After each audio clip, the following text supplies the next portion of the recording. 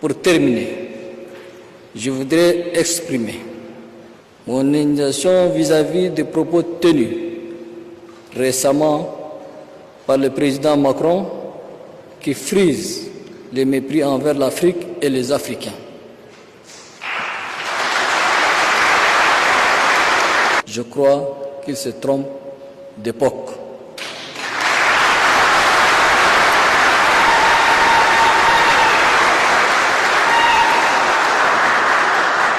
En ce qui concerne le Tchad, la décision de mettre fin à l'accord de coopération militaire avec la France est entièrement une décision souveraine du Tchad. Cela ne souffre d'aucune ambiguïté.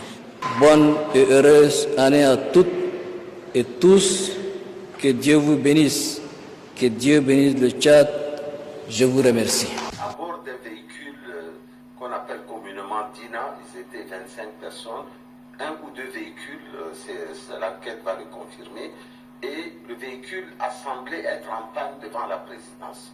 Et comme le véhicule a semblé être en panne dans la présidence, ils sont descendus de façon violente et ils ont poignardé les 4 gardes qui étaient présents. Ils ont tué un et blessé grièvement 2 et un autre est blessé, mais sa vie n'est pas en danger. Ensuite, ils ont pu pénétrer à une courte distance à l'intérieur de la présidence et un des gardes a commencé à tirer et ça a réveillé la vigilance des autres gardes postés tout autour et ils ont été très facilement maîtrisés. Alors, le premier constat qu'on a fait, le procureur de la République donnera des explications plus précises dans les heures qui suivent. On a constaté qu'ils avaient beaucoup d'alcool, des petites bouteilles d'eau remplies d'alcool, on dirait du whisky ou quelque chose comme ça, et avec un peu de drogue. Ils étaient complètement drogués, du moins les survivants. Il y a eu 18 morts de leur côté et 6 surveillants qui sont entre les mains des forces de la justice. Et il semble que ça soit quelque chose d'assez incompréhensible. S'agit-il d'un acte terroriste? Probablement pas. Probablement pas. Ce sont des gens qui viennent d'un quartier de la ville de N'Djamena et je me garderai de donner le nom de ce quartier pour des besoins de l'enquête. Mais il semble que l'acte terroriste ne me paraît pas crédible personnellement, puisque j'étais sur les lieux, mais le procureur de la République communiquera dessus. Mais c'est vraiment un ramassis de pieds nickelés. Ils n'avaient aucune arme de guerre et leur tentative était une tentative désordonnée, complètement incompréhensible. Et je crois que les images circulent déjà sur les réseaux sociaux. Nous nous sommes gardés de les faire diffuser avant que le procureur de la République ne le fasse. Il y a eu beaucoup de spéculations autour, mais je tiens à rassurer l'ensemble des Tchadiens. Le dispositif militaire d'ailleurs autour de la présidence a été levé en grande partie. Il n'y a qu'un dispositif de sécurité très simple qui est là. Nous avons de notre côté perdu une personne, 2 personnes grièvement blessées qui sont à l'hôpital. Le gouvernement joue la transparence la plus totale dans cette affaire. Il n'y a aucune menace. Mais j'ai déjà fait une intervention sur les réseaux sociaux en direct de la présidence et je crois que ça a permis de rassurer beaucoup de personnes. Chez vous, est-ce qu'on peut savoir leur motivation? Alors franchement, je n'en vois pas de sérieux.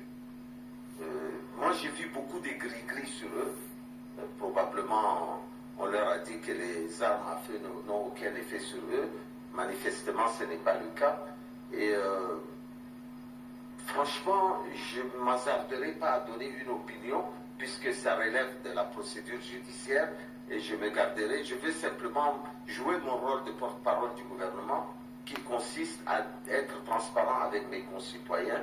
Et le président de la République, le maréchal Mamadi Idriss Déby, a tenu à ce qu'on vienne donner et rassurer sa population, rassurer son peuple que c'est une attaque qui est complètement désespérée. Ni les institutions de la présidence de la République, l'institution présidentielle, ni les autres institutions de la République, ni aucune menace ne pèse actuellement sur le pays. Il ne faut pas entrer dans des spéculations qui n'ont pas lieu d'être. Les réseaux sociaux fusent de partout et diffusent des informations non vérifiées. Qu'est-ce que vous pouvez donner comme conseil aux Tchadiens? Bon, d'abord, c'est quelque chose, s'il n'y a pas de morts, ça prêterait à sourire, tellement l'acte est désespéré. Mais quand même, il y a beaucoup de jeunes qui sont morts dans cette tentative.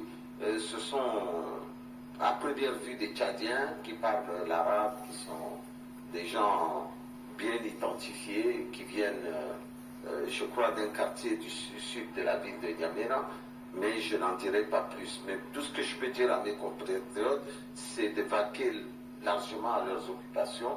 Le chef de l'État a tenu à ce que je vienne à la télévision rassurer les compatriotes. Et je crois que tout le monde a compris, hein, le calme est définitivement revenu, mais il nous paraît essentiel quand même de donner cette explication aux Tchadiens qui méritent des explications, parce que c'est quand même la première institution de la République qui a été touchée, et il est important de souligner.